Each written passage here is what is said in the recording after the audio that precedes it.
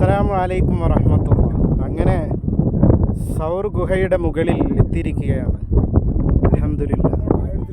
മക്കയുടെയും പരിസര പ്രദേശവും നമ്മുടെ കൈകൾക്കുള്ളിലായി എന്ന് തോന്നിക്കും വിധത്തിലാണ് സൗറിൻ്റെ മുകളിൽ, ജബലുൻ സൗറിൻ്റെ മുകളിൽ നാം നിൽക്കുന്നത്.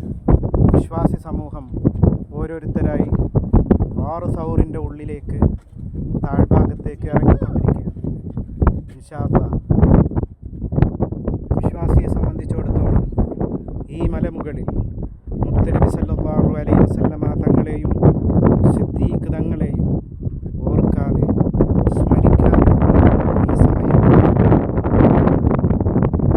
ഒഴിവാക്കാൻ കഴിയില്ലതാണ്. നമുക്ക് മുന്നിൽ പരിശുദ്ധമായ കഅബാലയം, അതിൻ്റെ സ്ഥാനത്ത് നിൽക്കുന്ന